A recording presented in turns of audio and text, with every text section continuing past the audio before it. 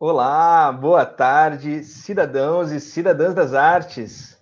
Sejam todos muito bem-vindos a mais um sábado de literatura, mais um sábado celebrando o pensamento, a filosofia, a história, as artes, enfim, mais uma conexão literária. Bom, eu tenho aqui algumas sugestões e alguns pedidos para vocês. Antes da gente chamar os nossos mediadores, o nosso convidado, hoje um convidado especialíssimo, a primeira sugestão que eu faço, já que a live está começando, enquanto vocês conectam, já avisem os amigos, os parentes que a live já está começando, para que todo mundo se conecte. Lembrando sempre que a live é viva, portanto, interajam, façam perguntas, complementações, interajam entre si, afinal, o espaço aqui é nosso. Bom, eu tenho algumas novidades para contar. Essa semana, nós abrimos as inscrições do Festival de Música Online da Cidade das Artes. Então, assim, a dica que eu dou para você que é músico, compositor, morador do Rio de Janeiro, esse festival ele está focado nos moradores do Rio de Janeiro, que você visite o nosso site, o cidadedasartes.rio, confira o regulamento e veja todas as dicas, fiquem atentos a cada detalhe para que a inscrição seja aceita. Um vídeo no YouTube, comprovante de residência, todos os dados lá. Qualquer dúvida que vocês tiverem, é só entrar em contato. As inscrições vão até o dia, deixa eu confirmar aqui, até o dia 6. Então fiquem atentos, é só até o dia 6 para que vocês preparem o material de vocês, entreguem tudo direitinho, todos os documentos para se inscreverem. As inscrições são gratuitas e há uma premiação, uma boa premiação em dinheiro, tá bem? Bom, mais um convite que eu faço também, dentro dessa área musical, que vocês fiquem atentos à nossa live de segunda-feira. Segunda-feira nós temos a live com o Felipe Prazeres, Spala, da Petrobras Sinfônica, da PS, no nosso Instagram. Ou seja, a gente tem programação aqui no Facebook, no YouTube, no Instagram, e falando em Petrobras Sinfônica, falando em música clássica. Terça-feira também temos o próprio Felipe Prazeres regendo o Bohemian Rhapsody do Queen, em versão orquestral, maravilhoso. Infelizmente, os ingressos já lotaram, feliz ou infelizmente, é um sucesso, sim, a Petrobras Sinfônica, sempre com essa parceria aqui com a Cidade das Artes. E sem mais delongas, eu já vou chamar aqui a nossa mediação. O convidado de hoje é um dos nossos grandes maestros do mundo, Isaac Karabchevsky. Bom, sejam todos muito bem-vindos, participem, tenham todos uma ótima live. Olá. Olá, Gui, boa tarde. Boa tarde. Turma toda aqui. Diego. Boa tarde, gente. Tchau, tchau, boa live. Tchau, Gui, obrigada. Olá, pessoal, boa tarde. Mais um sábado boa aqui tarde. Com a gente, Conexão Literária. E hoje nós temos a honra de receber, como disse o Gui, o grande maestro, Isaac Karabchevsky. Nós estamos muito emocionados com esse encontro de hoje. Nós vamos fazer uma rodada, maestro, de trocas de perguntas para o senhor. Estamos aqui com o Diego Alves, que é o diretor da Cidade das Artes, Daniel Homem de Carvalho, advogado, profundo conhecedor de literatura, e Adolfo Konder, que é o nosso secretário municipal de cultura. Bem-vindos todos. Eu vou iniciar, então, essa rodada, maestro, já que nós estamos em uma live que falará de música e literatura. A minha primeira pergunta para o senhor é: qual é a relação que o senhor enxerga entre os livros e a música, a literatura e a música? Bom, em primeiro lugar, eu espero que vocês estejam me ouvindo bem, porque eu estou aqui no meio do mato, literalmente no meio do mato, aqui na região serrana, e totalmente enclausurado. Mas esse enclausurado num bom sentido, porque nós estamos aproveitando, Maria Helena e eu, esse período para ampliarmos os nossos horizontes, já que nós temos muito tempo disponível. Então, agora estou lendo muito e daí faço uma analogia entre os livros que eu estou lendo e o tema da nossa conferência de hoje, do nosso bate-papo de hoje. Em primeiro lugar, antes de mais nada, antes desse preâmbulo, eu queria saudar efusivamente os participantes dessa reunião, que são o Adolfo Konder, meu amigo por extensão, já que eu trabalhei muito tempo com seu primo Rodolfo Konder em São Paulo. Quero saudar também a Renata Costa, o Daniel e o Diego, e a todos aqueles que nos ouvem. Eu acho que vai ser um encontro muito bacana esse. Respondendo a sua pergunta, eu gostaria de dizer, Renata, que há uma profunda afinidade entre a música e a literatura, desde a Idade Média, que isso veio se processando.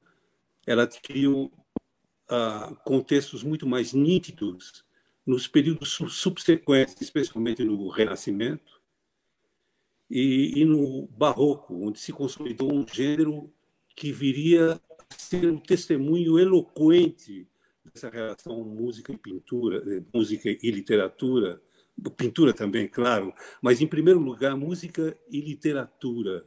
Foi o período onde nasceu a ópera. Essa relação intrínseca entre uma linguagem totalmente abstrata, que é a música, e a literatura, que dava contorno à abstração, se transformou nesse gênero cultuado, desde então, como uma das maiores manifestações do pensamento ocidental, que foi a ópera. Ela nasceu no Barroco, com Monteverdi, um pouco antes dele, em final do século XVI, já com Peri, em uma primeira apresentação lírica, mas o contorno real da ópera, ela nasce dessa simbiose e dessa relação intrínseca entre palavra e canto. Eu acho que há uma afinidade profunda. Primeiro, porque ela desmembra uma relação do canto aliado à palavra. E essa relação jamais se extinguiu, ela sempre se fortaleceu através dos tempos. Porque a palavra tem um som específico. E os compositores de talento sabiam como concatená-la com uma cor específica em relação à orquestra, né? Então, quando se pronunciava a palavra na ópera, ela vinha entremeada de uma relação auditiva, de uma relação musical que complementava a palavra. Ao mesmo tempo, a música sem a palavra perdia o seu senso natural. Então, a existência da ópera comprova mais do que nunca essa relação fantástica entre literatura e música. Nasceu daí. E o resto nós podemos aprofundar durante esse bate-papo. Gente, que aula! Muito obrigada, maestro. A gente ficou aqui sorvendo cada palavra, né, gente? Eu vou fazer, vou startar a nossa rodada, maestro. Vou começar com Diego. Pode ser, Diego? Pode ser. Essa curiosidade, mas primeiramente agradecer a sua presença e dizer que é uma imensa honra para a gente, para toda a Cidade das Artes, ter o senhor aqui, tá certo? Muito obrigado. Prazer é meu. Né? Tá. Bom, eu queria ouvir um pouco do senhor sobre uns poemas que foram encontrados, salvo engano, no século XIX, né? Carmina Burana, né? Parece que foram escritos, salvo engano, no século XIV, mas foram achados no século XIX, e aí dizem que foram achados no refeitório das abadias, né? aonde eram tomados os vinhos, né? E a partir daí depois fizeram-se música a partir desses poemas, né? Carmina Burana é um dos exemplos maiores dessa relação, da relação literatura e música. Karloff conseguiu captar a essência das palavras e as transformou num exemplo dessa relação intrínseca, propiciando contornos musicais que até hoje são repetidos em todo o mundo, por todas as orquestras e todos os corais. A última vez que eu a regi foi quando eu era diretor musical da Orquestre Nationale de Pays de la Loire, lá na França. E eu me lembro que uma das coisas mais empolgantes foi a reação do público, né, que vibrava depois de cada número. Tão palpitante era a música de Orff, que conseguiu captar a essência, o espírito do texto, e transformou não numa obra hermética, mas perfeitamente afinada aos conceitos da música contemporânea. Aliados a um texto medieval, então, um senso de uma unidade estilística através dos tempos. Mas a grande manifestação da relação música e literatura vem do poema sinfônico. Todos os poemas sinfônicos escritos principalmente por Strauss, Richard Strauss, foram compostos depois de um texto que lhe serviu de base e de inspiração.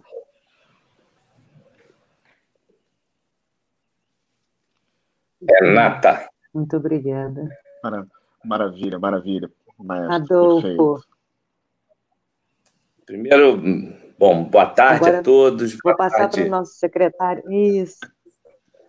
Boa tarde, maestro. Um imenso prazer poder recebê-lo nessa live literária, que já está se tornando uma tradição nesse período, uma tradição da Cidade das Artes nesse período da pandemia. Recebemos aqui na semana passada Nélida Pinhon, na outra semana Carpinejar, o Nejar da Academia de Letras, então grandes figuras, e é um imenso prazer e emoção para todos nós recebê-lo aqui nessa nossa live literária. Lembrando também, Diego, a gente não pode esquecer que o nosso maestro é um dos embaixadores dentro de um grupo seleto de pessoas ligadas à cultura. O nosso maestro é um dos embaixadores da Cidade das Artes. Então, enfim, nossa responsabilidade aqui ainda é maior. Mas, maestro, eu vou fazer a minha pergunta duas em uma, né? Primeiro, a sua mãe era cantora de ópera. O quanto isso trouxe de influência, enfim, na sua escolha. Segundo, está nos acompanhando aí, pelo Facebook, a nossa querida Babi Cruz, que é diretora do Museu do Carnaval. E aí ela pergunta junto o seguinte: como é que foi a experiência com a bateria da Mocidade Independente de Padre Miguel? Eu não posso deixar aqui senão a Babi depois liga: pô, vocês esqueceram da gente. Então, estou aqui, Babi, um beijo grande, um beijo de toda a família, aí no Arlindo, Arlindinho, toda a família. Então, maestro, duas em uma. Bom, perfeitamente. Olha, eu acho que a minha vocação surgiu desse ambiente onde eu vivi desde a mais tenra infância, observando a minha mãe numa janela, respirando profundamente. Era um exercício, ela abria a janela e inspirava profundamente. A primeira noção de música foi talvez essa, a importância da respiração. Porque ela norteia a música em geral. A música é um sopro que pode vir impregnado de emoção e de muita tensão ao mesmo tempo, e de muita distensão. Eu acho que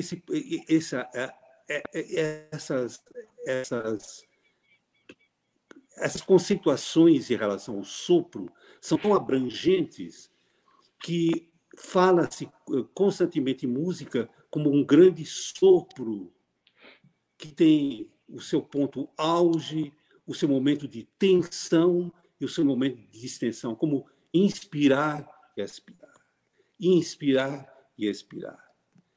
Esse profundo senso de respiração talvez seja a base do fenômeno musical, porque ele norteia não só os instrumentos de sopro, por uma correlação lógica, mas também os instrumentos de corda e também a atividade do maestro. O maestro tem que respirar. Quando ele simplesmente dá o ataque, ele respira profundamente, se o ataque for ou drasticamente assim.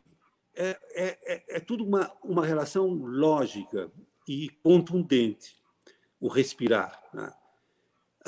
Mas a minha mãe também transmitiu o conceito. Ela era cantora lírica em Kiev, na Ucrânia, e ela trouxe a toda a família um legado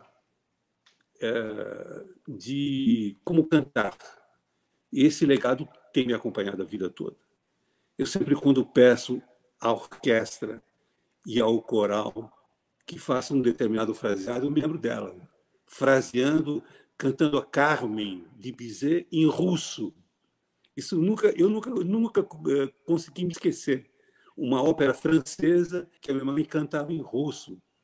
E ela contava que, ao fugir da Rússia, foi na época das perseguições dos cossacos, em pleno pogrom de nefasta memória, ela trazia os métodos do conservatório com ela, que foram roubados, porém. Ela transpôs a fronteira, os guardas exigiram que todos os métodos de quando o conservatório dela ficassem com eles com presentes. Então, essa foi uma das memórias mais pungentes e mais gratificantes que eu tenho da minha mãe. Ela serviu a mim como inspiração por toda a vida. Respondendo à pergunta sobre a escola de samba, Gabi é o nome dela, né? Como é o nome dela? Gabi? É a Babi. A Babi é a esposa do Arlindo Cruz, Babi Cruz, que foi por muito tempo porta-bandeira da nossa querida Mocidade Independente de Padre Miguel. Babi hoje é diretora do Museu do Carnaval, que a gente está ali trabalhando a sua reabertura na Praça da Apoteose.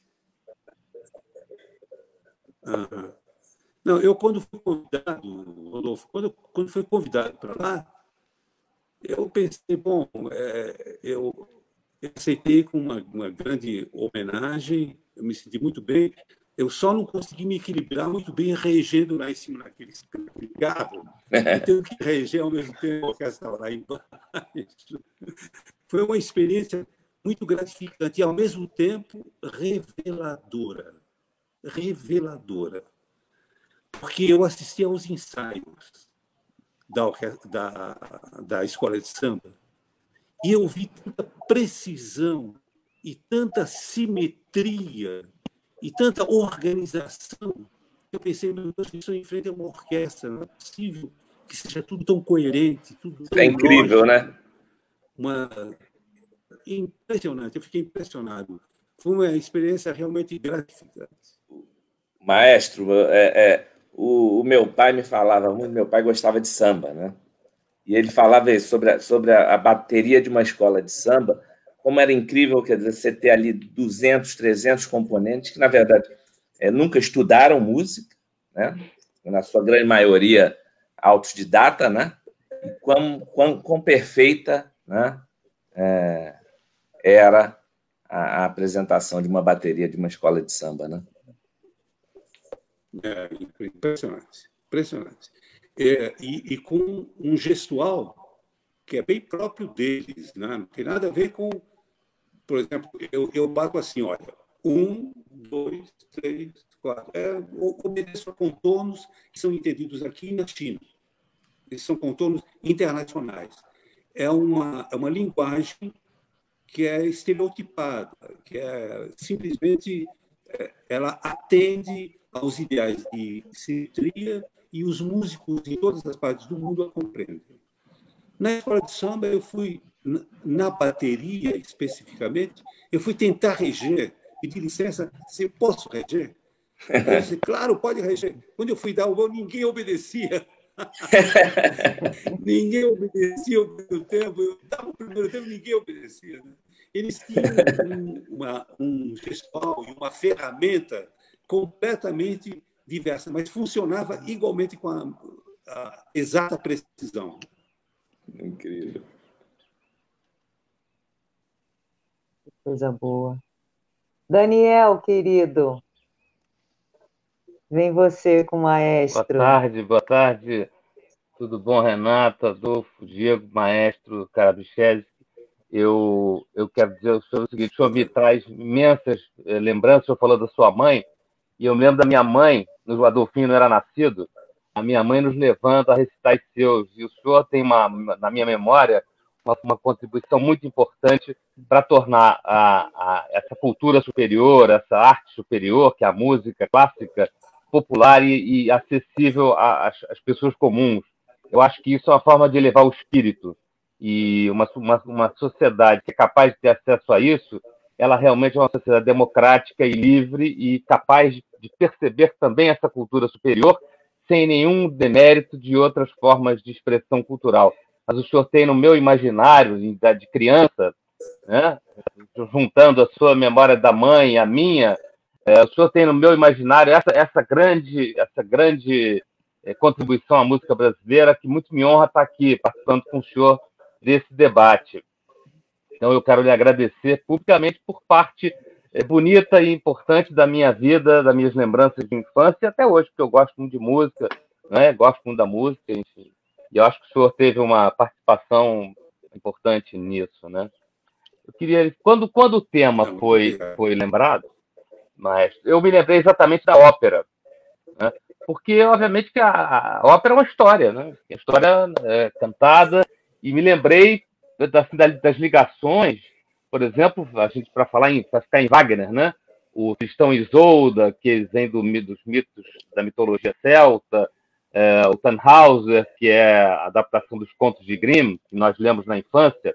Então, a literatura, quer dizer, ela tem uma ligação absolutamente imensa com a ópera especificamente, né? Eu não me imagino, por exemplo, indo a uma ópera sem comprar o livro antes, porque, obviamente, como o senhor falou, a Carmen cantada em russo, né? Se você é um iniciante e não conhece, você precisa, na ópera, assistir e acompanhar o livro, pelo menos quando você está começando, para entender o que está sendo contado, não é? Forma de você também ter acesso e compreender aquela majestade, aquela junção de grandes segmentos da arte, que é a música, às vezes o balé, não é? A literatura, a própria coreografia da dança, a decoração enfim, a vestimenta, enfim, é tudo uma grande junção de expressões culturais e artísticas, não é mesmo?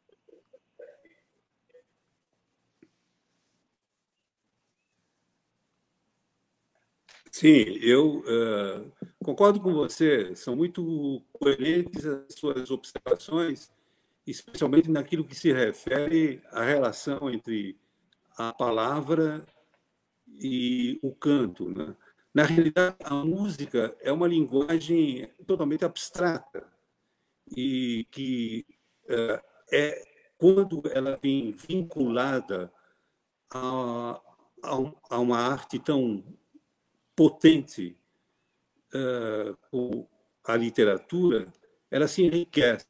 acho que as duas se enriquecem mutuamente quando se processa essa união. E eu me lembro aqui, vem à mente imediatamente um compositor que se esmerou nessa relação, que foi Verdi. Ele foi não só o grande mestre do Risorgimento, que era um movimento político de reunificação lá na Itália, mas ele foi também o homem que conceituou a relação dos grandes textos com a grande música. Ele pautava muitos de seus textos em Shakespeare.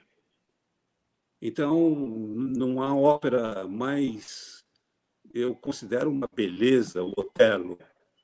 O Otelo, é necessário ler o Otelo no seu original, para se compreender a grandeza da música. E, ao mesmo tempo, há que se ouvir o Otelo musical para se compreender o texto. Elas se completam nesse sentido. E outras obras marcantes sempre as obras maiores de Shakespeare, que foram aproveitadas como elementos básicos da criação de grandes ciclos operísticos. O Falstaff, né? Eu acho que essa ligação é fantástica, né? Através da ópera. Mas não se esqueçam que foi através também da leitura de outros autores que eu comecei a compreender, apesar de não haver essa relação intrínseca entre palavra e música, mas o espírito da palavra eu o compreendi através do espírito da música. Exemplo, quando eu lia, e li outra vez, reli, porque é um texto fantástico, o Doutor Fausto, de Thomas, eu comecei a sentir e entender com maior profundidade as obras de Strauss, por exemplo, ou as obras de Mahler. As obras de Mahler, apesar de não ter uma relação direta com os textos do romantismo tardio alemão, ela processava a essência e o espírito que emanava do texto. O texto se prolonga nas obras musicais sem necessariamente estar escritos lá na ópera. É o espírito de uma obra literária que é processado através dos compositores na música.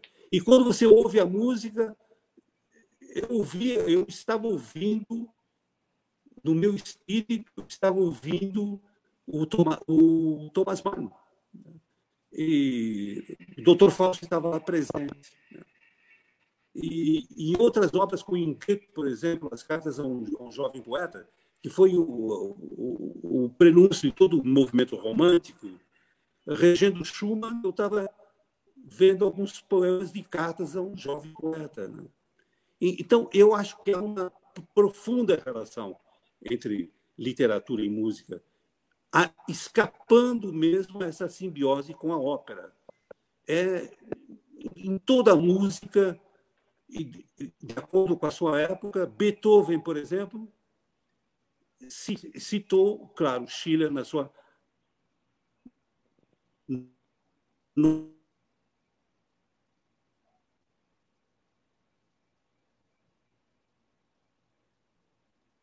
Eu acho que a gente perdeu um pouco a conexão com ele, né, gente? A gente estava falando mais cedo, pessoal, que como ele está no interior, né, passando a quarentena, nós estamos... a gente está percebendo, né, que a gente escuta ele muito bem, mas o vídeo ele chega muitas vezes cortado. Agora, acho que a gente não consegue mais ouvi-lo também. não é, Gui? Talvez o Gui, Não que é o nosso, né, que nos conduz, de repente ele está ajeitando a conexão lá, deve estar deve estar reconectando. reconectando. Secretário, assim, eu estou muito feliz mesmo da gente estar, assim, cada sábado fazer um encontro assim, mais incrível do que o outro. E o maestro, assim, é quem trouxe, né, Daniel, você estava falando sobre isso, quem trouxe a democratização do acesso à música clássica, né, que a gente pôde ter um acesso, né, as Projeto pessoas Aquários, né, puderam. Renato? Projeto Exatamente. Aquários. A mãe levava a gente, eu me lembro disso. Eu fui com a minha mãe. Projeto Aquários, me lembro Tu lembra? várias vezes, quer dizer, eu morava no Flamengo, né? E muitas vezes tinha a apresentação do Projeto Aquários no aterro do Flamengo, e acho que ele foi um dos... Enfim, na Quinta da Boa Vista. A Quinta da Boa Vista também, Quinta pioneiros da Boa Vista. em popularizar a música clássica brasileira.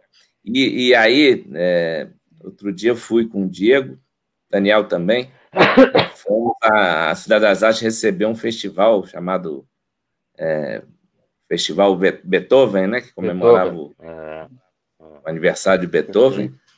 Impressionante. Confesso que das vezes que fui assistir shows, eventos na Cidade das Artes, na sala principal, foi a vez que vi a sala principal mais cheia. Então, essa coisa de que o povo brasileiro não gosta de música clássica não é verdade. Não é verdade, eu só não tinha acesso. É a mesma lógica com os livros, né, secretário? É só o acesso. Dizer que não querem escutar música clássica também não é verdade. Portanto, a gente via ali num público fiel e que a gente sabe que em pouco tempo se esgotaram os ingressos. Então, toda vez enfim, eu não tenho dúvida. E a sala da Cidade das Artes é uma sala que é referência mundial, né? Está entre as cinco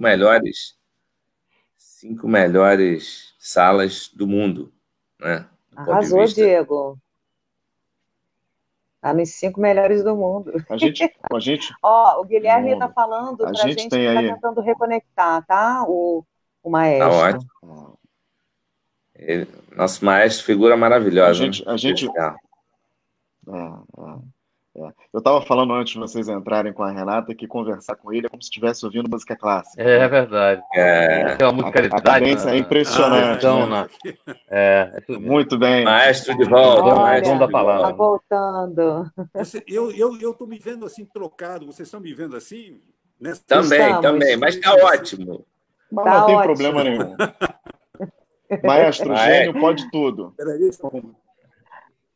Nós estávamos aqui falando. Agora ajeitou. Agora. Maestro, nós vamos começar a nossa última rodada e nós estávamos, enquanto o senhor estava se reconectando, estávamos conversando sobre como foi importante a sua participação, foi fundamental para a democratização do acesso à música clássica, né? Falávamos do Projeto Aquários, dos espetáculos no Aterro do Flamengo, na Quinta da Boa Vista, que para nós era assim um bálsamo, e eu fico imaginando que devia ser também para os próprios músicos, que tinham inicialmente um determinado público, e quando o grande público encontra com a música, eu imagino que logo no início do Projeto Aquários deve ter sido lindo para os músicos entenderem essa troca rica com o grande público, não é? Eu acho que você focalizou bem, Renata. O que sempre me chocou foi nós sermos obrigados a fazer música. Eu falo desde o jovem regente, quando eu assumi a Sinfônica Brasileira em 1969. Eu me lembro que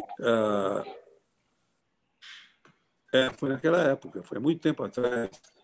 E eu me lembro que os concertos que eram realizados só no Teatro Municipal, eu tinha clara consciência de que eles serviam só a uma determinada camada do público.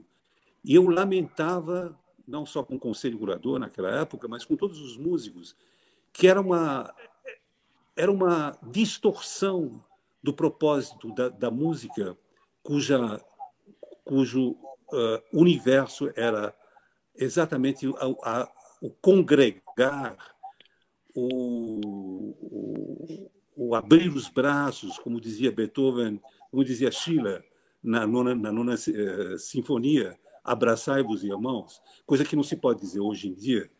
Temos que ter muita cautela ao abraçar, mas o conceito de abraçar sempre permeou a minha carreira e fez com que nós considerássemos a possibilidade de sair do Teatro Municipal.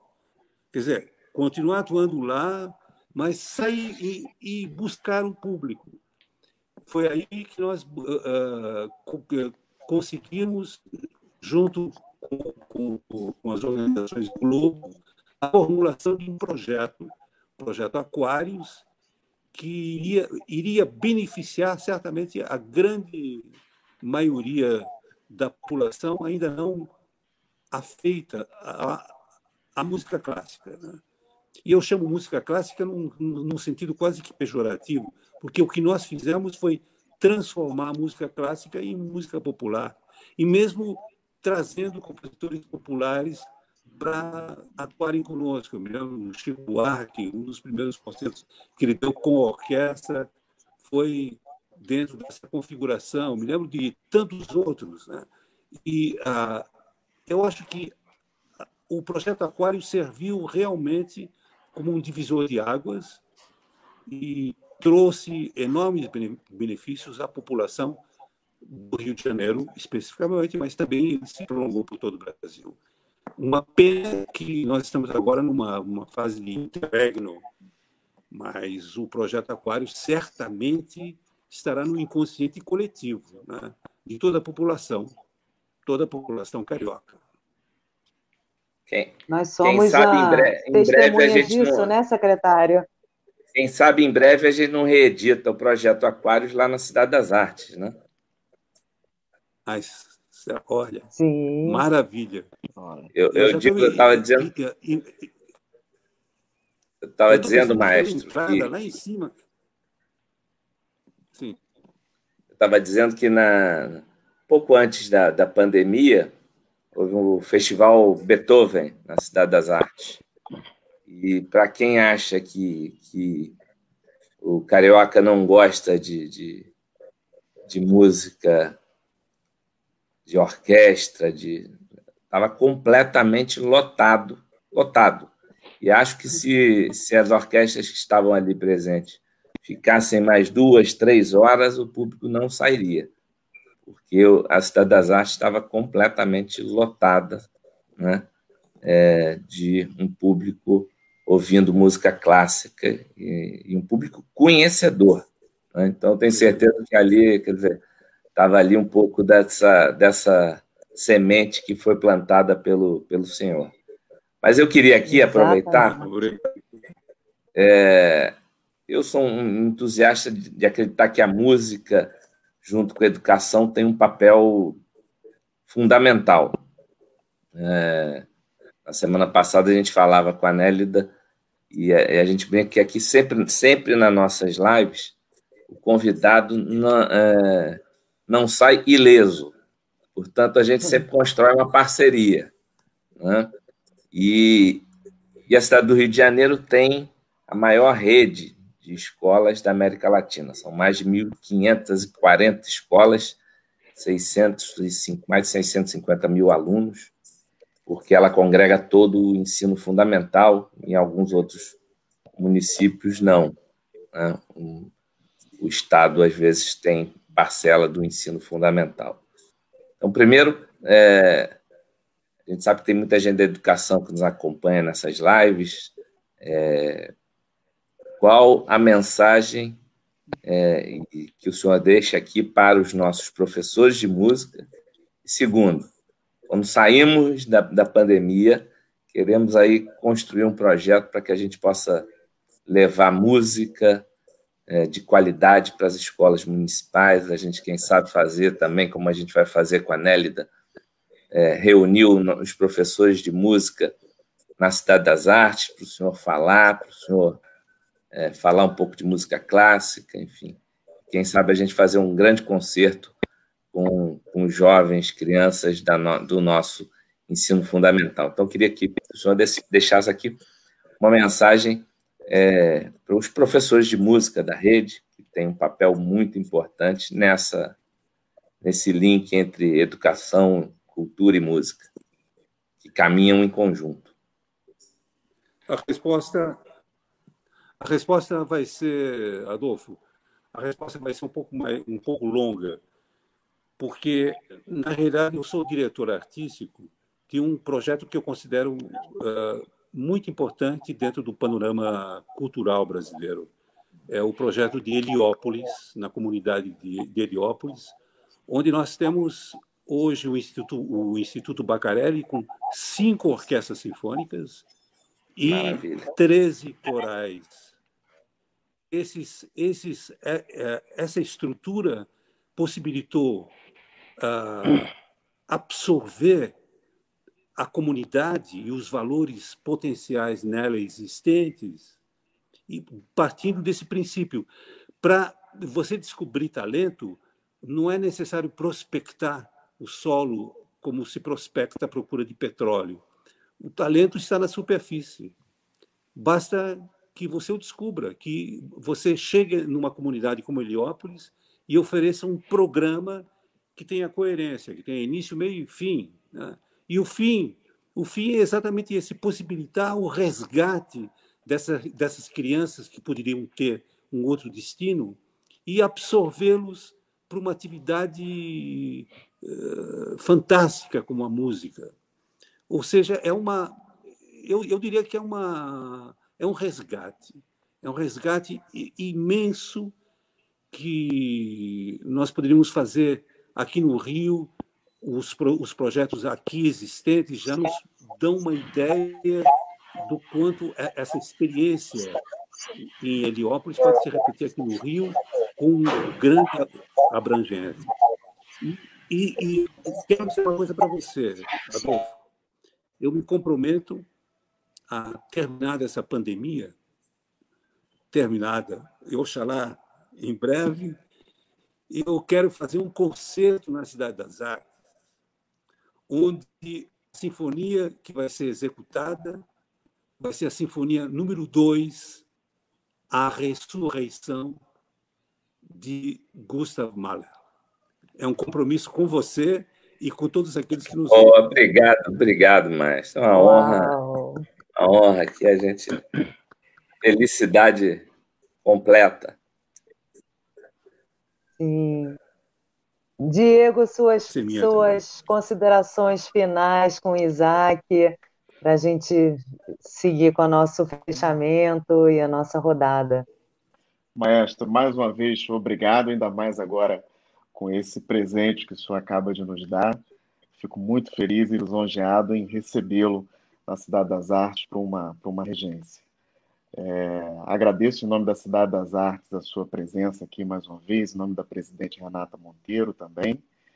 E deixando aqui uma última pergunta no final, acho que aproveitando que a gente está no inverno, gostaria de falar um pouco de Vivaldi, que afinal ele conseguiu, o senhor, como falou lá atrás, ele conseguiu juntar um pouco disso, né? Ele pega aquela ideia dos sonetos, né? E faz as 4 estações, né? E principalmente, como estamos no inverno, né? Ele consegue transpor na música aquele sentimento de inverno que a gente vive, né? O vento quando sopra, enfim, tudo isso ele consegue transferir para a música. E aí eu queria ouvir um pouco do senhor sobre isso. Eu não entendi muito bem, eu estou ouvindo muito mal, muito entrecortado. Você falou sobre Vivaldi. Isso, e a capacidade dele escrever as 4 estações, se utilizando da ideia dos sonetos.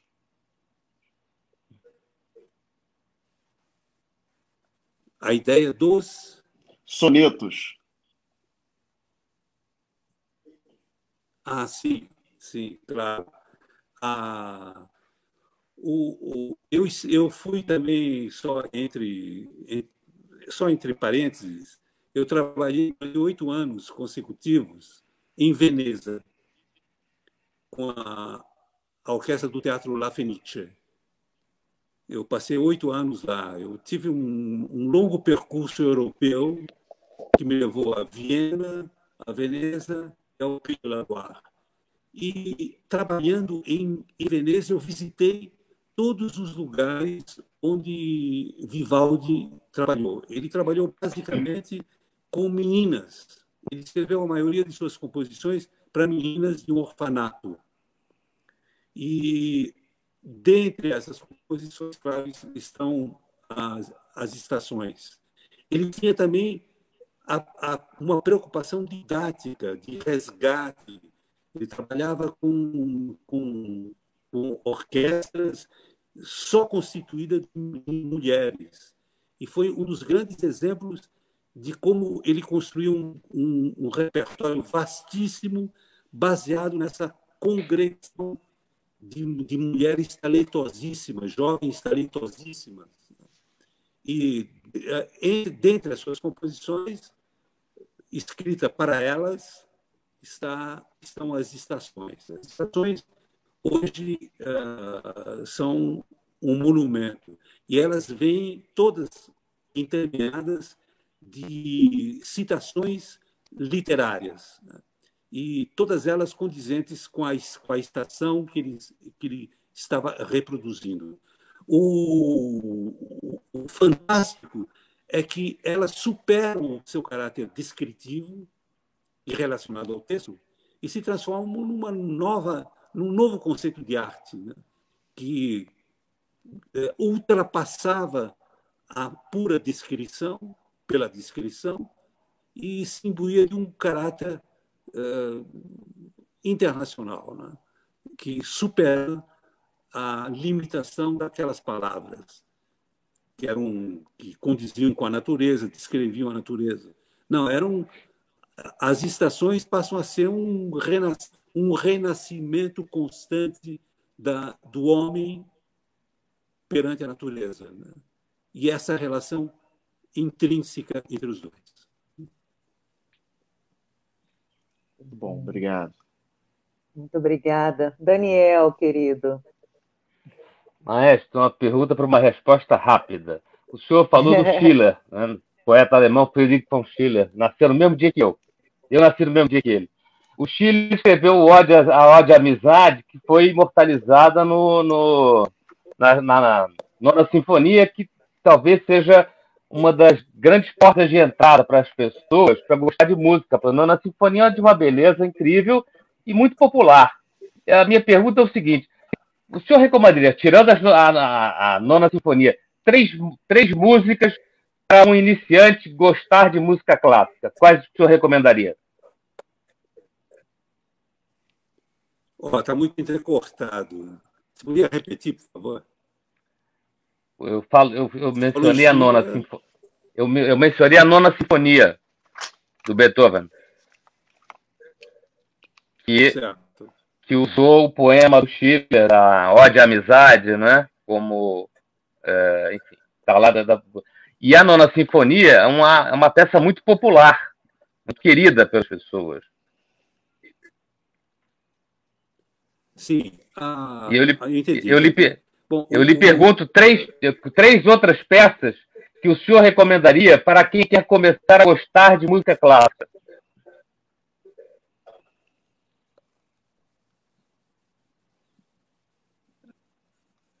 Qual foi a pergunta? São 3 perguntas, é isso? Não, três peças. Muito entrecortado. 3 peças musicais que o senhor recomendaria para quem quer começar a gostar de música clássica. Certo. Bom, eu começaria falando de Mozart. Mozart, como contemporâneo de Beethoven, e um homem que abriu o universo em fins do classicismo e trouxe a Beethoven todos os componentes que iriam se solidificar dentro de uma linguagem romântica. Eu acho que houve um tripé no classicismo, formado por Haydn, Mozart e Beethoven. E esse tripé é fundamental para que a música se desenvolvesse. Foi um tripé genial.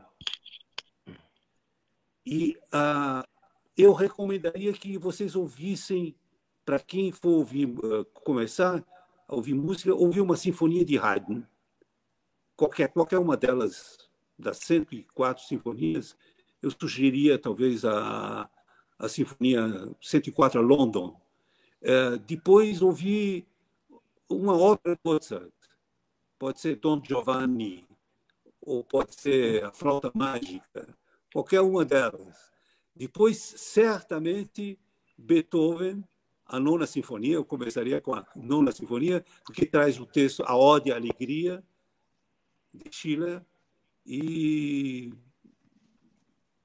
por enquanto, você falou em 3, né? Eu recomendaria o tripé, sem a menor dúvida. Que coisa boa. Da minha parte, maestro, hoje é o dia do escritor, né? Eu estou aqui pertinho do meu escritor favorito, que é o Dostoiévski, que tem a coleção completa e sou muito encantada com a sua obra. Sendo hoje o dia do escritor, qual escritor... Então você conhece essa? Você conhece essa aqui, ó. Não estou vendo ainda. Conheço, eu tenho. Sim. Qual é o livro? Eu não estou vendo aqui. Esse sim, tá com cara de... claro. Esse está com cara Crime de... Crime e Castigo. Estou aqui também comigo, aqui na minha pilha de livros. Eu amo esse escritor. E eu queria perguntar, seguindo aí, pegando uma cola com do Daniel Homem de Carvalho, qual escritor o senhor indicaria hoje para quem está nos assistindo? Um escritor de sua preferência, um escritor de sua afetividade maior? Vocês, durante essa digressão toda, que nós fizemos, essa digressão toda, eu falei em vários, né? Thomas Mann. Foi. Agora, nesse momento, eu e eu poderia citar, eu adoro ler, eu poderia citar outros tantos. Agora, nesse exato momento, eu estou lendo biografias fantásticas sobre figuras como Leonardo da Vinci, sobre Steve Jobs, sobre Einstein, sobre Benjamin Franklin, todas escritas por um biógrafo que, a meu ver, é sensacional. Chama-se Walter Isaacson. O livro que eu estou lendo agora é sobre Da Vinci. E o que me surpreendeu nele foi que ele relata a peste que Da Vinci presenciou na Itália em 1520.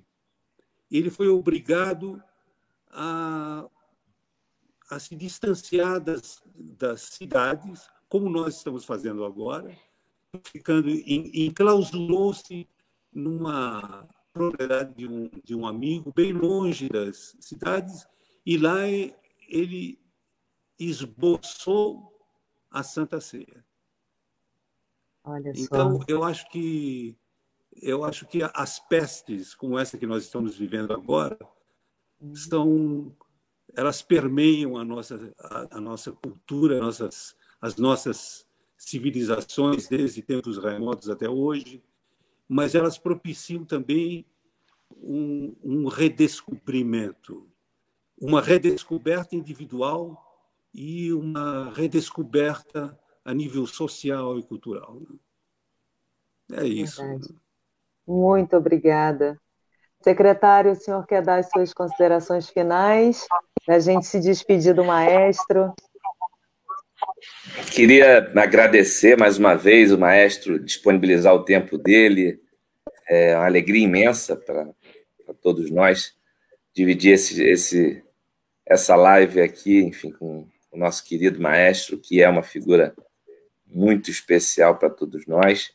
Agradecer esse presente que ele deu para a Cidade das Artes.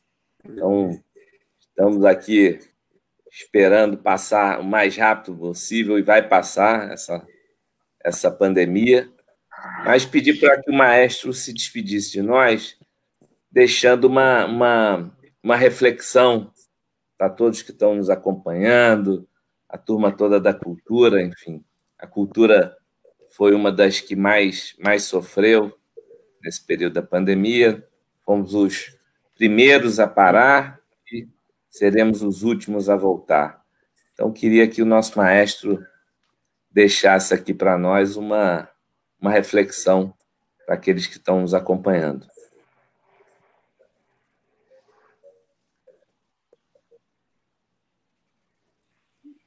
A todos vocês, uma mensagem de otimismo.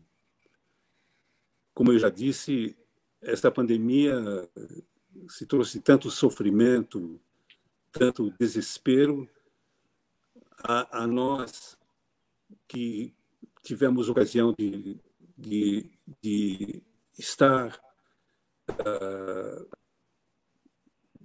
de uma certa maneira, afastados de tudo, nos fez pensar mais sobre a importância que tem as artes dentro da nossa cultura e da nossa civilização. Eu acho que vocês, à frente da Cidade das Artes, têm uma missão importantíssima a ser cumprida. É que ela seja o esteio de uma nova retomada, talvez com outros contornos, com uma outra visão. Eu acho que tudo vai mudar após essa pandemia. E eu gostaria que essa começasse dentro do nosso meio, né? Da nossa retomada. Como vai ser a retomada? Eu não sei. Eu não sei o que vai acontecer. O que eu posso dizer é que o que está se tentando, por enquanto, é apenas uma tentativa, um esboço daquilo que vai se complementar e adquirir solidez quando tudo passar. Nós vamos mudar muita coisa no nosso relacionamento. O que não vai mudar é a relação direta da população com a sua cultura. E a Cidade das Artes é um depositário dessa nossa cultura. Eu desejo a vocês todos que dinamizem esse processo. Eu faço questão de participar dele para agregar novos soldados a essa luta sem fim, que é tornar a cultura acessível a todos. Um grande abraço, um grande beijo a vocês. Tchau. Muito obrigada. Muito obrigada, que honra. Gente, estivemos aqui hoje com Isaac Karabchevsky, assim, eu não sei, eu estou muito emocionada, eu estou vendo que o secretário, o Daniel, o Diego também estão. Nós agradecemos muito a participação de todos, em especial a desse grande maestro que trouxe a música clássica para o grande público e será sempre inesquecível para nós. Obrigado, gente. Muito obrigado. Muito bom. Até breve. Muito bom, até breve. Até breve na Cidade das Artes.